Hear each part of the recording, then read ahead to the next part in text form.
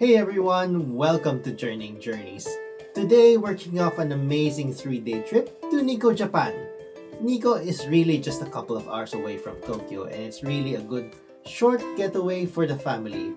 Whether you're a nature lover, history, or just want to explore something new, Nikko has it all. We'll break everything down for you. How to get to Nikko, trips for making your trip easier, and of course, our 3-day itinerary. Let's dive in!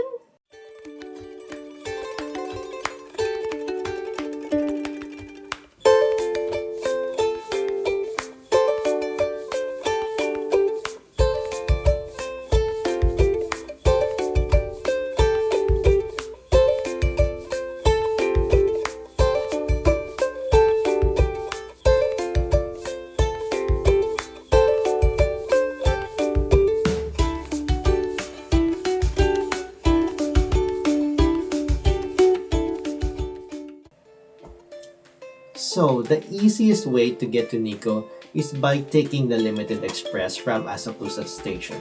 There are 3 stations that you might want to consider depending on where you're staying. And that would be the Tobu Nikko, Shimo Imaichi, and Kinugawa Onsen. Now, for most of the shrines and the bridges, as well as the lakes, you might be considering more of Tobu Nikko. Shimo Imaichi is somewhere in the middle between Tobu Nikko and Kinugawa Onsen. And Kinugawa Onsen, of course, that is where the Edo Wonderland as well as the Tobu World Square is closer to. So it allows you to have many different options. So another thing to keep in mind when you're in Nikko is that the trains and buses are not as frequent as Tokyo. So depending on the time of the year, the train might actually be even running just an hour at a time. So make sure that you plan ahead as much as possible. Once you know where you're staying, have a look to see if you can find the timetable from the trains of where your station is located. Just making sure that you don't miss a train and have to wait an hour. So that's probably an hour lost of your own schedule. So yeah, do keep that in mind, and particularly the buses, it may not even be in Google Maps as we found out.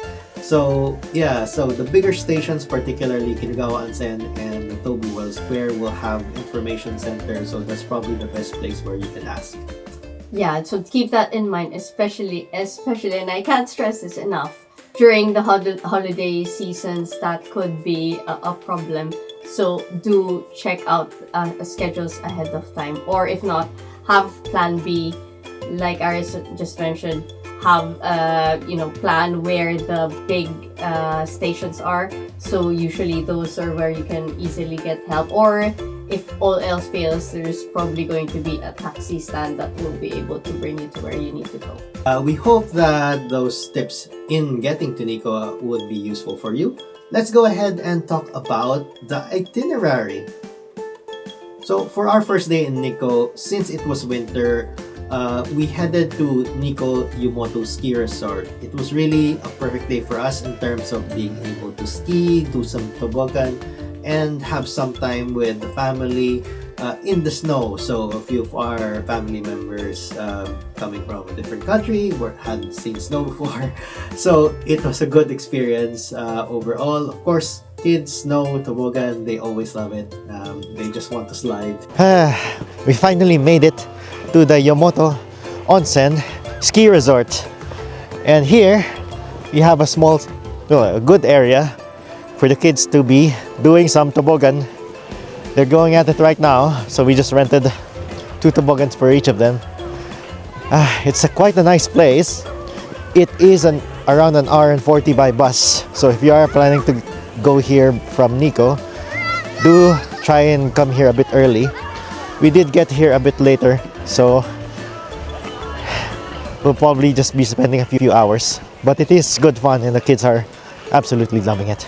As an alternative, or actually, our original plan was to go to Edelweiss Ski Resort, which offers similar activities, but I think in a larger scale. They have other kind of family activities in there. It's a bigger ski resort. It's generally more popular.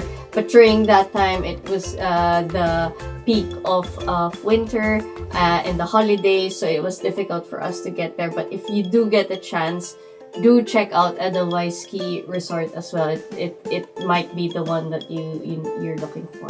So apart from that, if you are visiting Nikko, not in the winter, but during another season, for example, another option, of course, would be to go and see Lake Shenjiku, I think is the proper pronunciation. So there are boat rides there, there's a lot of lake views, and you can probably even take a picnic. And there's also the Archidaria ropeway, so there's a lot of nice views there, and the Kegon Falls. So that's why we wanted to mention earlier about the Nikko Pass, because those are some of those that I've just mentioned right now are included. So for us, we didn't take the Nikko Pass because we went to the ski resort. But if you're planning to go to the destinations that we've just mentioned, it might make more sense to get the pass in that regard. Again, those are places that I mentioned that you can get to from Tobu Nikko Station. So again, considerations when you're looking at the different places. So for day 2, it's really about fun and the unique experiences. So firstly, and essentially majority of your day, I would recommend Edo Wonderland. It's really like stepping back in time, and it's like going to the Edo period with samurais, ninjas, and a lot of old beautiful buildings. I think what we really enjoyed there as well is that you can dress up in costumes and try traditional activities. The costumes for me, I think, was perfect because as you are experiencing the Edo period, you know, the setting of the houses, the little shops there, everybody was kind of like in this, like a living museum. So when we were wearing our costumes, it was really like we were stepping into that different world.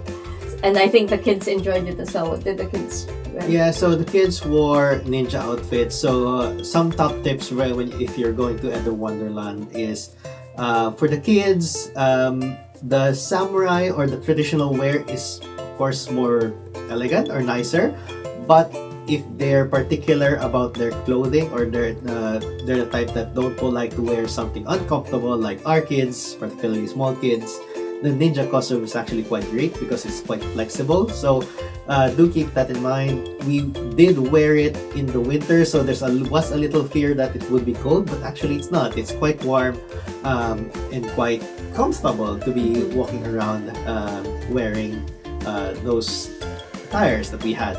Another top tip is try to be there early, because as we found out when we came in, there's a little bit of ceremonies there.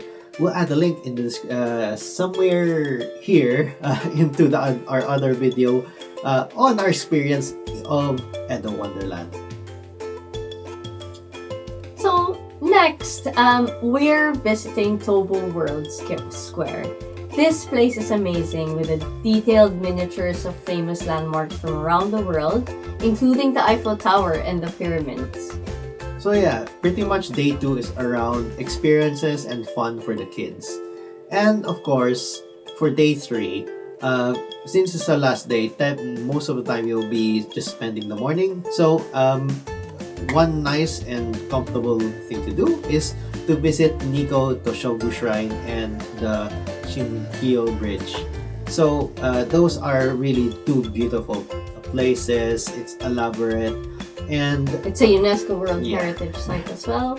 So, and above all, it's actually quite close to Tobu Nikko Station. So what's really nice about that is it's still a 20-minute walk. You can take the bus or a taxi to make it easier. But even the walk going there, we had quite a bit of a walk. There's a lot of different things to see, and you end up not getting stressed that you do need to get to the station at the end of your day. So that's what we recommend as a final day itinerary. Yeah. And here's an important tip. Decide if you'll need a Nikko Pass before your trip. Well, it really depends on when you're going, whether you're going, and what activities you've planned. The pass includes rail and bus fares.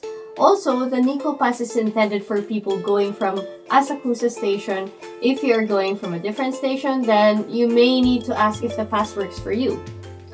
Also, the pass only includes the train ticket and not the limited express seat reservation. So that's an important point. So if you're opting not to use the Nikko Pass, then you can use the a Suica card to purchase a ticket, or just get a ticket from a ticket machine. So what's useful there is if you have a Suica card, is that you just tap in and then you just tap out. Just make sure that you have enough load. The other important thing again is that the reservation is still separate, so you really still need to take that limited express train.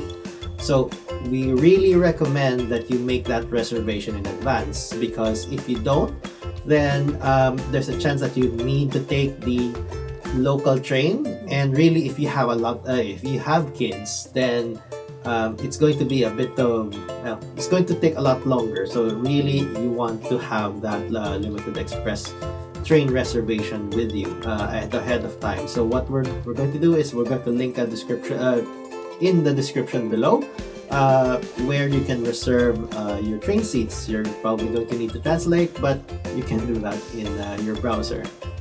And if you want to upgrade your train experience, you might want to consider taking the Spacia X. It's more comfortable and stylish option, but the Spacia X tickets do sell out quickly, so make sure you try reserving this ahead of time, particularly if you, like us, are arriving on a national holiday. Yeah, I think you can, the reservations for the Spacia X only opens, I think 30 days or a month before. So do pay particular attention because it opens during Japan time. So if you're like us in the UK, you do need to be up in a bit of an odd time, but they do sell out quickly depending on when you're going to book. So yeah, but I think that is worth an experience, because just looking at the photos, really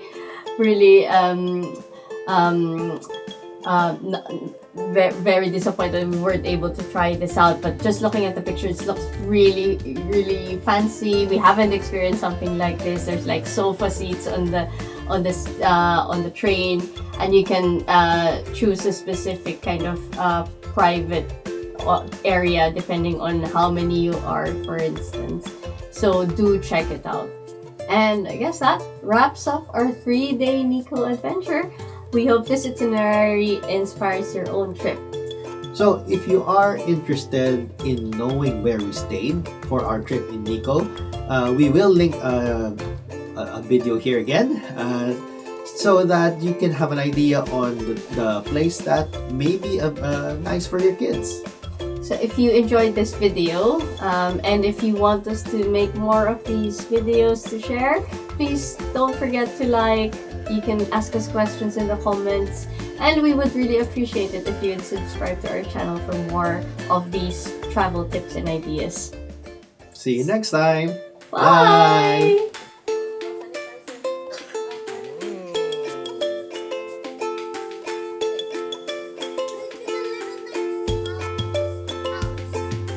Is it very good?